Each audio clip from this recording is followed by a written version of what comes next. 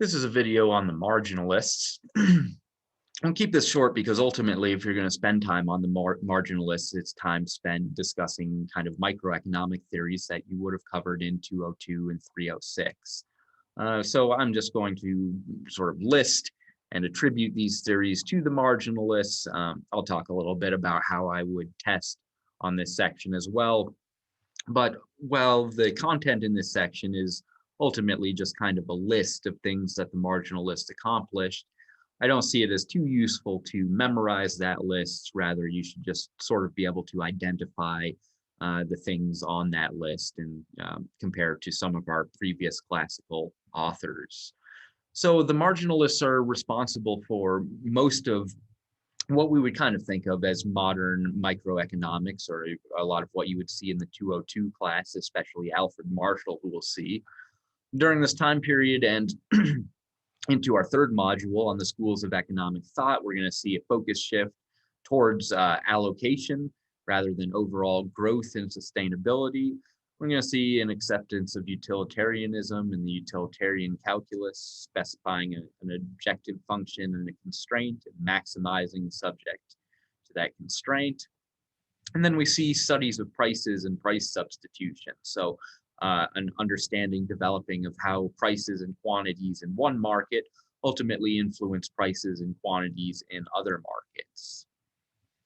The main theory here in the marginalists and going forward is called methodological individualism, which essentially just means that the science needs to be able to account for the fact that this utilitarian ethic seems to hold, where people tend to maximize their preferences at all times. So we need a science that makes its prediction based off of this individualism or this utilitarian ethic. So here I've selected a couple of quotes which just essentially outline the shift towards mathematics. Here Jevons saying that this is a calculus of pleasure of pain, and so this is the form that the science must ultimately take. We see sort of this utilitarianism or methodological individualism, adding up pleasures minus pains in the Bentham sense, and then picking the best decision or the best choice. Here we see, aside from being logical, we are also mathematical. So we're kind of shifting away, even up to Marx and our most recent authors. We focused a little bit more on logic and history. Marx would likely fit into what we call the German historical school, which we won't study at length. We're going to study these kind of more mathematical approaches, which have dominated economics in the 20th and into the 21st centuries. Right, our science must be mathematical simply because it deals with quantities. And so, of course, if you've taken the 202, 306 classes, that's kind of the focus. So marginalism is analysis at the intensive rather than the extensive margin. The extensive margin means how many overall, and the intensive margin means how many per. So if you're familiar with marginal analysis from 306 or 202, what was marginal analysis? Well, on the producer side, we might have asked a question like, if you add one more worker, how many additional output will be produced? Or on the consumer side, if you consume one more good, how much additional utility do you get? All right, so this is intensive analysis. How many per, or if you add one more, how many additional will you get? So if we want to measure labor productivity, we can look at labor production per worker.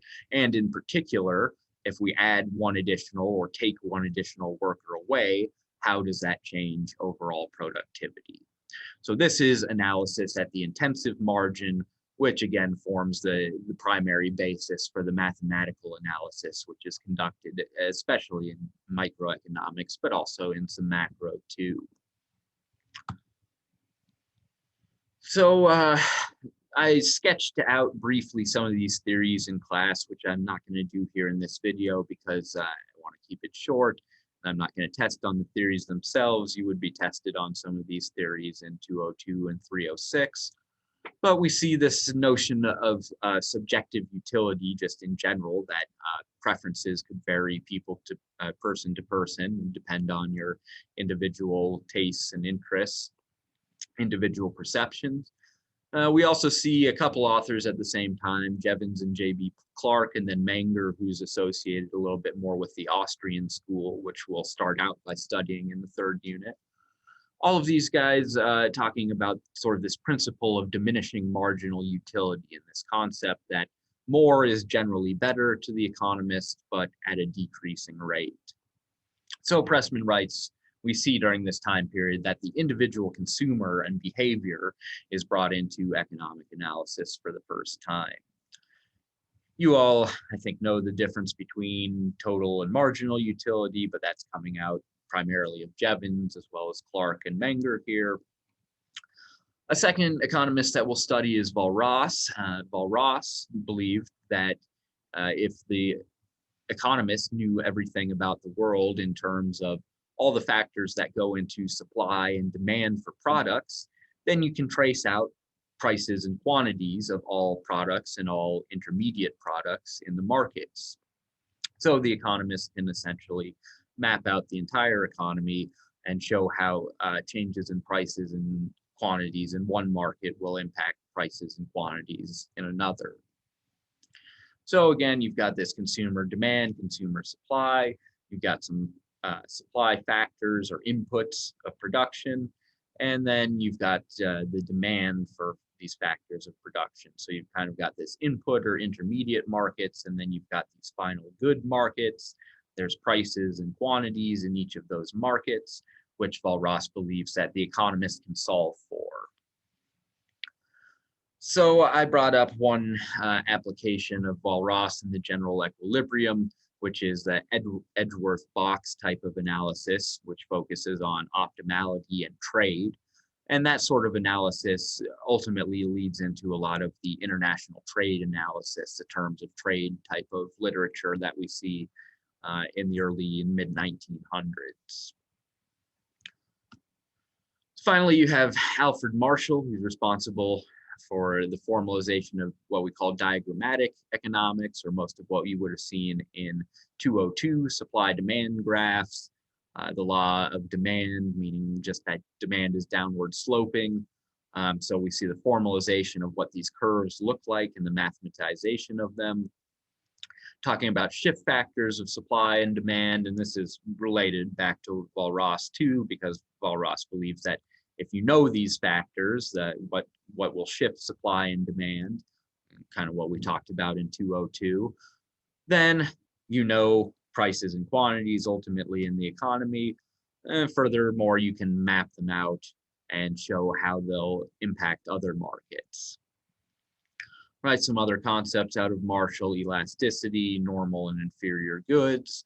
And we also see some kind of macroeconomic topics, intergenerational and working class poverty, international trade theory coming out of Marshall, and the development of the economics major for the first time in 1903. All right, so I told you that I didn't really want you to memorize all of this stuff, but it's things that you've seen before, and I don't need you to memorize the list. Basically, the most important sections out of here are just, what is marginal analysis, and in particular, what is the intensive margin analysis of if you add one more, how much extra do you get, in some sense.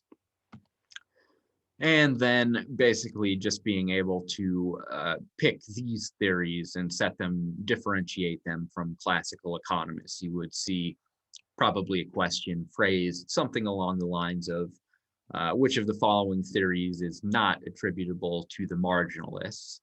And the correct answer should be hopefully somewhat obviously attributable to one of the previous classical economists that we studied.